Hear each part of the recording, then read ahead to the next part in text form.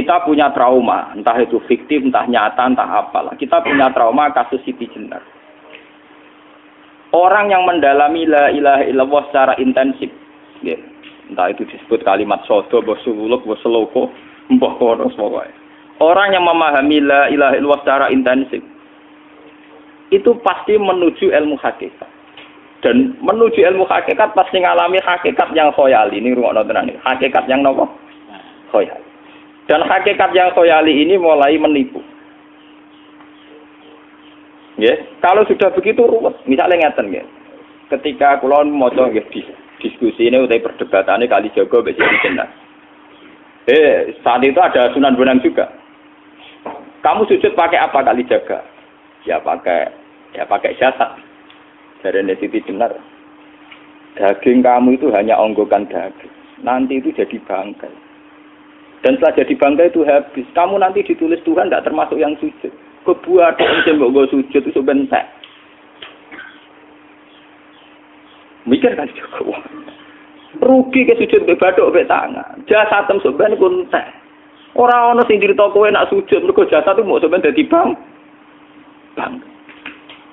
Lah nek ngono sujud sing hakikat ora usah bathuk, ora usah tangan, ora usah sikil, yo rohem iku lho kon sujud mbek pangeran. Nak sujud mbek fisik ku rugi wong fisik sampean.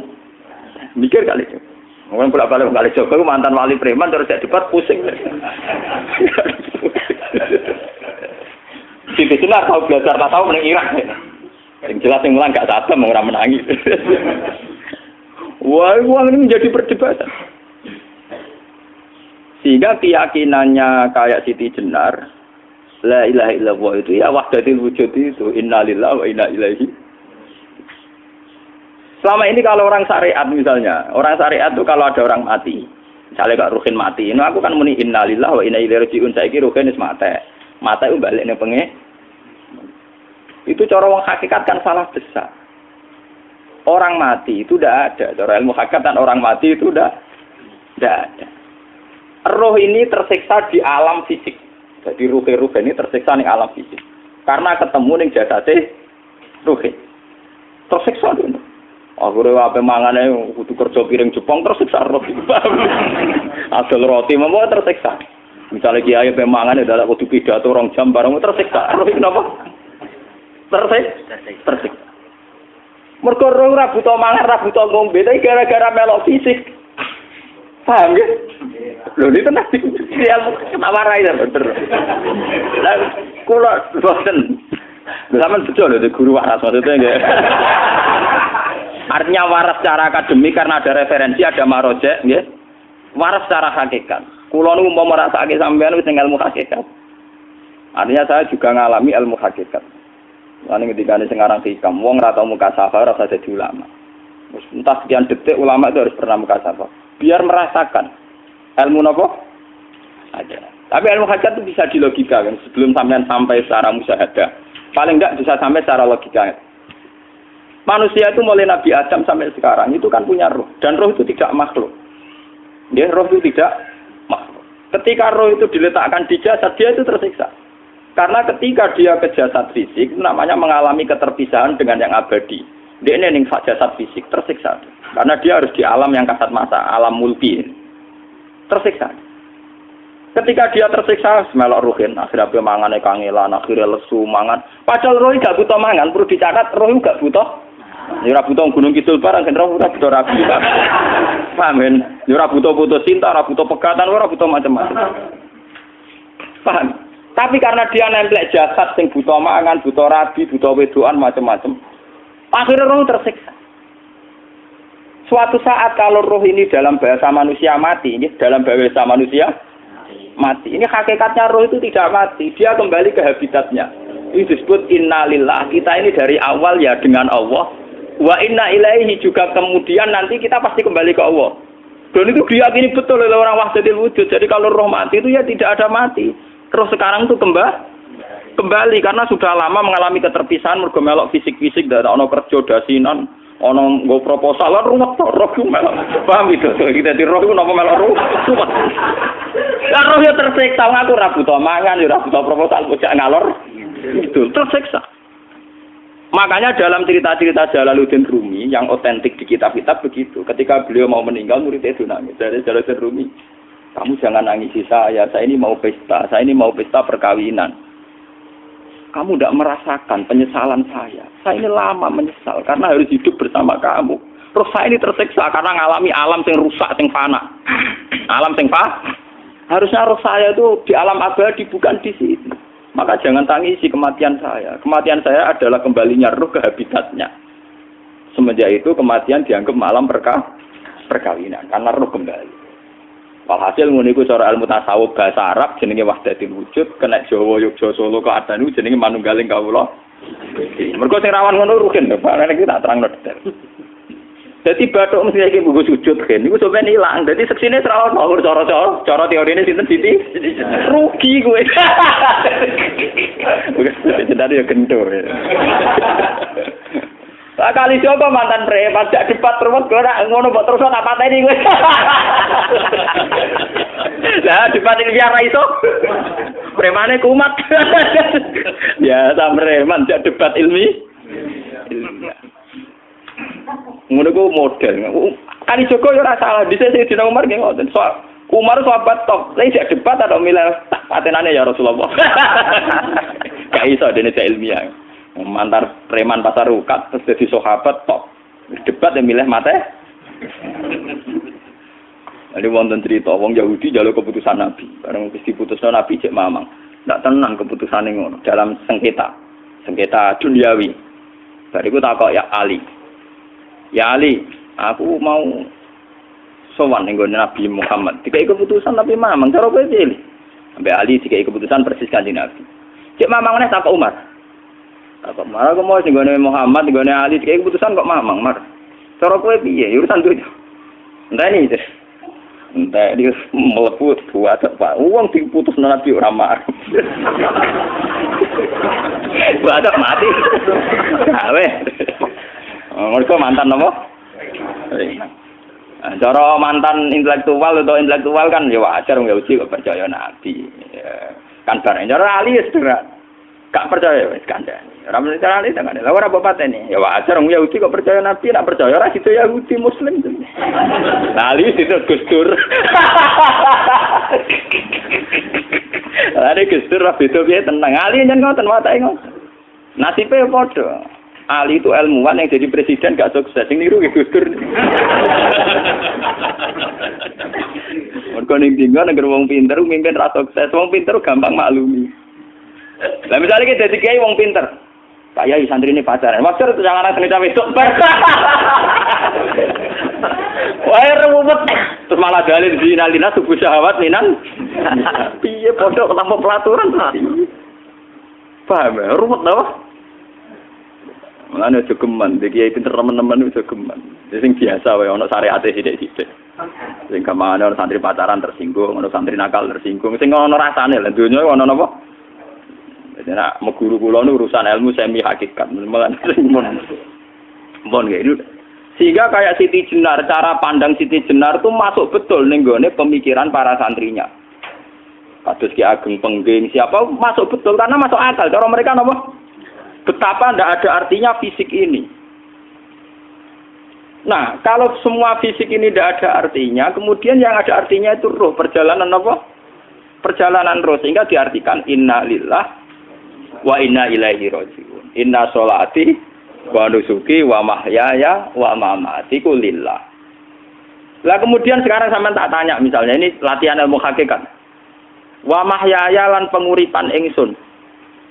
Kalau ingsun itu artinya fisik atau jasad, itu keliru besar karena jasad tidak pernah hidup. Yang hidup itu roh. Paham ya?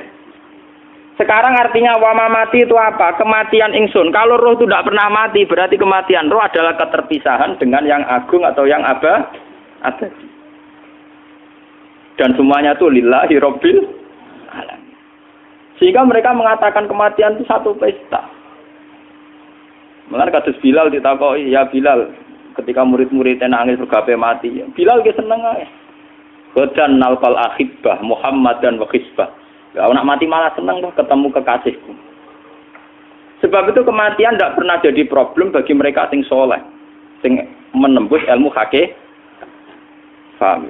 Tapi ilmu hakikat kayak ini itu yang diyakini Siti Jenar, diyakini Jalaluddin Rumi, diyakini para wali-wali wahdatul wujud. Dulu Syekh Husain sinten Al-Halal. Itu kemudian melahirkan prahara syariat. Prahara apa? Syariat. Sebab itu Wali Songo, oke Siti Jenar benar dalam filosofinya, tapi harus dibunuh. Karena menjadi prahara syariat. Sama dengan yang dikatakan Nabi itu benar, tapi menjadi prahara syariat. Akhirnya disomasi oleh Umar radhiyallahu anhu. Jadi sebetulnya sama, pola-pola ceritanya sama. Intinya sebuah ilmu hakikat harus dikawal napa? Syariat. Nggih kula bolak-balik. Contoh paling gampang wit pisang. Wong nak mangan gedang kulitnya tetap dibuang. Tapi umpama gedang dari awal ora usah kulit, ra sido dadi gedang. Paham nggih? Meskipun kon ape dipangan ya dibuang.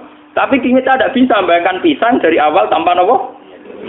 Mbah kekeringan, mbah bosok, mbah ra sido dadi napa? Pisang. Terus pentingnya syariat lagi begini, gitu. Mulane penting ngaji wali-wali syariat sing pinter kados Sunan Kudus, kados Sunan Bonang. Andai kan tidak ada syariat itu dunia pun mesti rusak. Contoh paling gampang masalah pornografi, porno aksi. Jadi jenengan ada omongi ngono ibu ngakak-ngakak deh. Dari pangeran wis pirsa, kowe nek aku klambi pangeran ora tentu ora ya ora usah klambenan.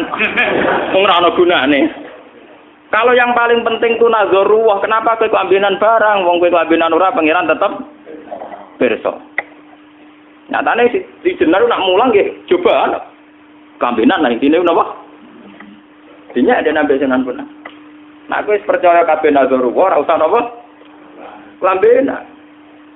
Tetapi teori ora usah klambenan iki dinggo tenan. Mulane nek pas wiridan aliran sesat ciri utama. Kira klambenan tenan. Lah ruwet to. Lho iki tenan iki cerita. Iki pentingnya ngaji nggih. Ben sampean ngerti variasi riwayat kemudian kita orang syariat harus kayak apa, kemudian kenapa menjadi aliran wahdatil wujud. Lah terus kita-kita ini ya, kita-kita ini kan orang syariat. Memang kelemahan orang syariat itu akeh kok sampean-sampean. Siji mesti ra kramat. Modele ora di dhuwit ya bingung. Ruwet. Urip wong syariat lho apa? Dineng bojo wedi, dineng tangga wedi, pengaruhe menurun. Pancen orang syariat itu banyak kriminal tauhidnya itu memang jelas. Mulane kiai-kiai fikih nek ketemu kiai-kiai sing setengah jadah wedi mergo iso nebak atine. Ndekne meriang langsung. Sing kiai ra tau salat keramat padahal ngambungan wong. Sumudina salat 4 waktu kok ora tau keramat. Wong ape buah utang tanggane iku keramat apane? Sing kono ngawur-ngawur sowan pirang. Meriang oleh wong syariat ngadepi wong hakikat napa? Mulane jogeman ge dadi wong syariat sing ngene iku bahaya. Nah kula mboten ngarah. Sampai dadi wong syariat sing ra keramat. Bahaya sekali itu bagi perjalanan agama. Kalau sering ketemu kiai-kiai yang terkenal keramat di Juwaduk tiang-tiang hakikat. Ditantang kanca-kanca kula wani, nah tantang aku tetep rawani kok. Mikir deh. Karena orang yang sama-sama ke jalur hakikat tetap punya alamat, tetap wonten simahum fi wujuhi min atsari sujud. Cara pandangnya mesti sama. Kalau nanti ketemu murid, ya artinya yang ikut aliran Siti Jenar, dia ada sholat, ada apa, hidup di satu tempat gitu. Padahal dia bisa baca ihya. Dulu pernah mondok di Mekah, pernah di Irak. Itu ya meresahkan para kiai. Kemudian sebagian mereka minta saya suruh ketemu. Ya walhasil kalau ketemu. Ketemu pertama gitu. Jenengan Gus Ba, tapi zaman roh jenengku terperata arani muka sapa. Nggih biasa mawon. Kula ora usah kenal jenengan nggih kenal. Dadi nggih kula biasa mawon. Lah niku pernah ngajari ajaran. Saya Gus ning donya tak enteni mau turu ngenteni mati ngono Gus kok repot. Jawaban kula terus enak. Sampai ada wong hakikat wong ngenteni mati barang. Ya mati wis saiki iku. Rasa ngenteni saiki padha-padha wis napa? Wis mati. Ya saiki wis padha-padha wis urip. Wis padha kabeh. Nah cara ilmu hakikat itu kan terus sama semua. Napa? Sama semua. Tadi makanya itu tadi. Kalau baleni malih logika hakikat itu begitu ya. Roh itu ditiupkan oleh Tuhan ke kita. Kemudian roh karena ikut alam fisik, alam jasad, roh ngalami yang kita alami. Nggih. Ketika roh ngalami yang kita alami dia tersiksa. Nah, ketika roh sudah terpisah dari jasad yang mengekang, yang memenjara ini, dia senang terus kembali ke Tuhan. Ini disebut innalillahi wa inna ilaihi. Lah jasad ini kemudian menurut ilmu hakikat enggak ada gunanya sama sekali total. hilang ditelan tanah. Lah kalau begitu jasad iki nak mbok agul-agulan, Gusti bathuk kula tak nggo sujud tangan kula ndi buktine tanganem wis ra ono. Bathuk wis ora. Mulane dari Siti Jenar, hanya wali bodoh kayak kalian yang punya ajaran bodoh begitu. Malah rasupan terus. Mulane Sunan Kalijaga semangat kon mateni mergo tambah omongane glodro nduk ndi. Tapi yang enggak disadari Siti Jenar yaitu tadi. Inti dari ilmu hakikat itu kan tunduk sama kersane Tuhan. Kalau sudah tunduk pada kersane Tuhan, kalau kersane Tuhan roh kita harus di jasad. Dan wujud jasad kita ini juga karena kehendak Tuhan.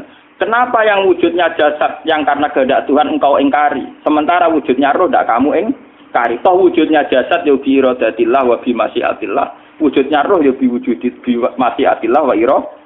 Harusnya fungsi jasad juga harus kamu akui toh Siti Jenar. Wong sekarang kita punya jasad ya bukan karena kita, karena kehendak Allah. Kenapa kamu ingkari? Berarti kamu ingkari kehendak meneng Siti Jenar.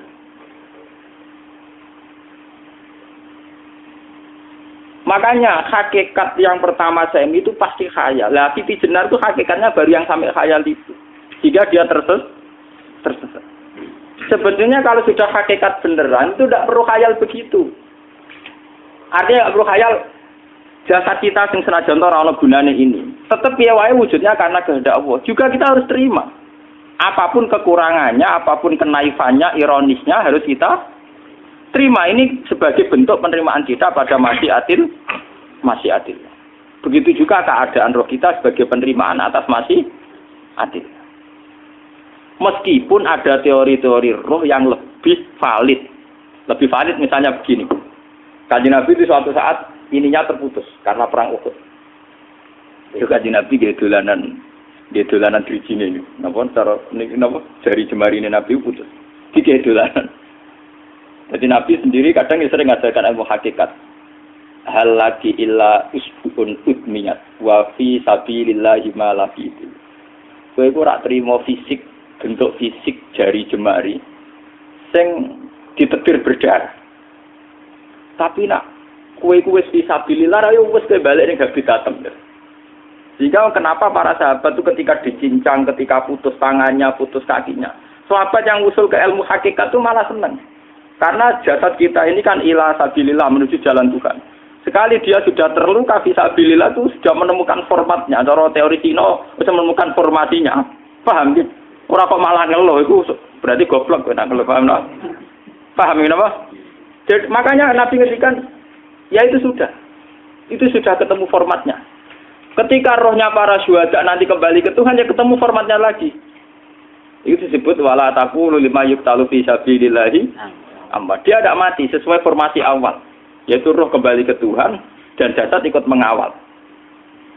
Nah itu Nabi kadang ya pakai ilmu hakikat begitu. Mulane kula bolak-balik matur, kula niku nggih mulai umur 20 tahun napa pinten. Kula ngasih nggih gadah penyakit dan ekstrim penyakit saya.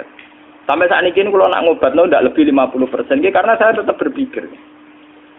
Misalnya cara syariat kan berobat, tapi cara hakikat apa betul keberadaan saya di alam ini penting. Sehingga aku kepengen urip tak bela-belani ngantek ndak atusan juta. Jangan-jangan penting mati ikut timbang uripku.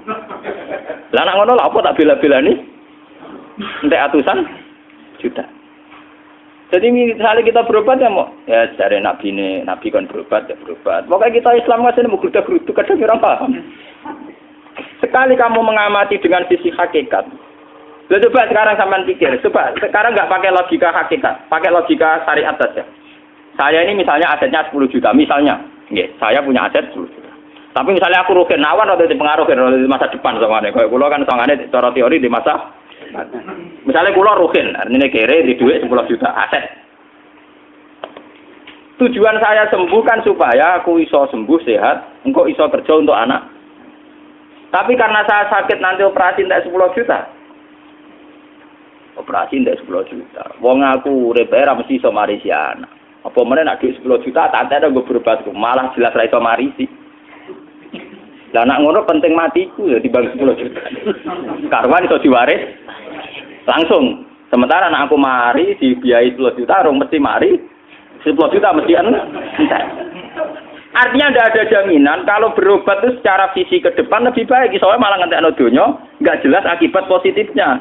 Misalnya tetap lumpuh duit teori loh. Bapak artinya apa? Teori hakikat tetap lebih benar bahwa hidup itu tidak ada artinya. Semua itu tidak ada artinya. Berobat apa enggak berobat semuanya tidak ada arti. Teori loh gini. Sehingga kalau kita tengah-tengah aja tengah-tengah. Kados kula misalnya loro nggih berobat. Gusti separuh kalau ngelakoni syariat, tapi sebagai kalau ulama kekeh, separuh kalau lakoni apa? Jadi kalau tetap buatan ngarah obat 100%. Tapi orang ngarah berobat, orang kalau tiang apa? Syariat. Tapi memang faktanya itu begitu. Cara Kanjeng Nabi kadang Kanjeng Nabi berobat. Kadang Kanjeng Nabi wis nikine tercincang dige guyonan. Wahal lagi illa usbuun udwiyat. Ora apa driji sing gak melok-melok. Nah, bukti bahwa jasad ini begitu tidak penting. Kayak Sayyid Hamzah. Menurut Sayyid Hamzah nganggep wahyu bentone ra karuan. Kalau teori Siti Jenar itu benar, teori Jalaluddin Rumi benar. Benar teorinya ya, ora kok ra salate lho nggih. Maksudnya kok nganut ra salate. Benar cara analisis roh. Ketika Sayyid Hamzah dinyatakan mati oleh manusia, oleh hukum manusia dinyatakan mati karena dia sudah tidak bergerak. Dalam teori hakikat kan rohnya Sayyid Hamzah sudah fi khawasili tuyurin khudrin. Rohnya sudah diambil Tuhan. Tidak mati, paham ya? Ketika rohnya Sayyid Hamzah sudah diambil, jasad ini sudah tidak punya rasa.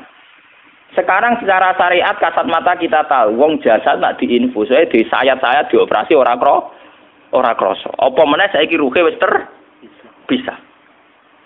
Lha ya jasad itu cek gampange, dioperasi dibius saja terus tidak kerasa. Apalagi rohnya sudah diambil.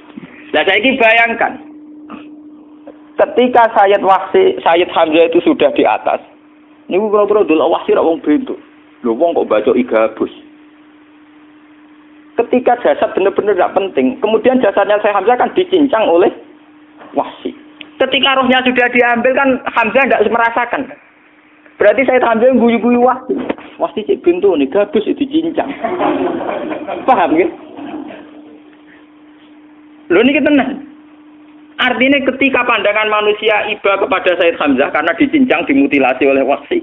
Wahsi tidak mengalami Pak Sinten, Sayyid Hamzah tidak mengalami apa-apa karena rohnya sudah bersama Tuhan. Dan iso wae Sayyid Hamzah malah guyu-guyu Wahsi. Cek goblok gabus kok dicincang. Lah nak ngono rak mirip, makanya dalam hal ini itu dalam teori roh itu sebetulnya Siti Jenar tidak sesat dalam teori roh. Tapi jangan katakan itu penemuannya Siti Jenar. Siti Jenar itu terlambat. Sebelum itu ada Husain Al-Khallas, sebelum itu ada Jalaluddin Rumi, sebelum itu juga ada sahabat, ada nabi. Cuma cara aplikasinya Siti Jenar melenceng. Jadi jangan katakan kok tak kampus-kampus, itu pendapat Siti Jenar itu malah goblok meneng. Siti Jenar itu wis anut, paham nggih maksud apa? Wis anut. Nah, teori yang sama terjadi pada Yesus Kristus.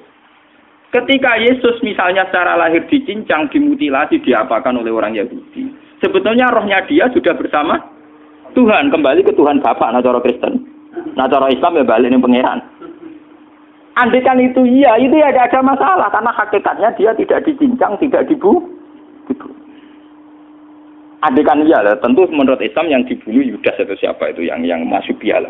Tapi sama sebetulnya teorinya sama, kalaupun iya tidak ada masalah. Oke, kalau misalnya Nabi Isa karena ada kontroversi menyangkut dia atau Yudas. Sekarang yang Zakaria dan ya. Zakaria Yahya itu dicincang betul oleh orang Yahudi, matinya dimutilasi. Tapi dia tidak apa-apa. Karena ketika beliau dicincang, rohnya sudah diambil. Ini rumah tenan kan. Ben kira untuk kendel mati paham kan ya. Dadi maksudnya niku kula ajari nak mati itu tidak problem nggih. Niki kalau urip wedi lho. Nah ini bersamaan paham nggih. Kaitan la ilaha illallah ini nanti semuanya sama kaitan sama apa? La ilaha illallah. Ini nanti ujungnya sama dengan la ilaha illallah. Begitu juga seterusnya. Misalnya Yahya kalian sinten? Zakaria. Ketika Tuhan ditanya, jadi tenggene alam malakut pengiran ditakok, ya Allah, Yahya dan Zakaria itu kan hamba pilihan engkau. Ketika dicincang kok jenengan biarkan. Endi Yahya Zakaria dicincang? Aku iku ora goblok dari pengiran. Sedurunge dekne dicincang jasate ruhe tak jupuk. Dadi dekne ora krasa blas. Begitu juga ning tafsir-tafsir sampean lihat wa Maryama Sayyidah Maryam yang istrinya Fir'aun. Itu kan dia iman sama Nabi Musa. Asiyah, ya Asiyah imro'ati napa? Fir'aun. Asiyah imro'ati Fir'aun, ya. Itu kan dihukum oleh Fir'aun. Ketika mau ditumpahi napa? Batu besar. Iku Allah ketika di pangeran, ya malaikat mauti, cepat ambil rohnya sebelum dihunjami batu besar. Terus rohnya diambil. Sebab itu dalam hukum Tuhan, Tuhan itu tidak merasa bahwa Tuhan membiarkan Asiyah, membiarkan Hamzah, membiarkan Yahya, membiarkan Zakaria. Dalam hukum Tuhan, semua orang ini roh-roh terhormat. Akhirnya nak anggo teori iki sing nyincang malah goblok, wong gabus goblok cincang ngono dadi. Nak anggo teori iki malah berbalik, sing goblok sing nyincang. Paham? Yo ora kok sesuai sampean kiaskan saja. Wong dibius wae disayat-sayat gak krasa. Kaya apa nak ruhe bener-bener wis tercabut terpisah. Rasane ning ndi? Itu disebut wala taqulu lima yuqtalu fi sabilillah napa? Lah kemudian roh ini kemana? Nah, roh itu sudah menyatu dengan kalimat tauhid. Mesti roh itu bersaksi la ilaha illallah. Itu sing disebut ning alam roh ketika Allah tanya alastu bi rabbikum mesti qalu bala. Mesti mereka jawabnya napa? Bala. Karena alam roh tentu lebih mudah bersaksi akan keberhadiran dan keeksistensi Tuhan Allah Subhanahu wa taala. Paham ya, ini sama penting. Nah, ketika kalimat tauhid sudah menyatu kayak begini, itu mesti kalimat tauhid sing mesti langsung untuk swarga. Itu dimaksud Nabi mustaiqinan biha qalbu mukhlishon biha qalbu. Ati itu qalbu kan nggak bisa kamu artikan jantung atau liver kayak teori modern sekarang. Misalnya qalbun itu apa? Jadi kiai qalbun itu jantung. Nah, ngono beda mek liver. Lah liver apa kabidun niku akal-akalan aja padha ora paham. Bahasa kolbun, fikrun, aklun itu sesuatu yang misteri. Roh ini kemudian dengan kalimat tauhid sudah menyatu disebut mukhlishon biha kolbu. Ada tingkat kemurnian hubungan roh dengan kalimat tauhid. Lah kalau begitu pasti dakhalal jannah. Karena tidak mungkin kalimat tauhid kok dineraka. Lah ini mau masalah-masalah hakikat. Wong sing gak tahu petualangan hakikat, momene sing sering bingung bakas dhuwit, bayar kredit, utang jatuh tempo. Ora usah melok mikir, utek wis entek go mikir dhuwit.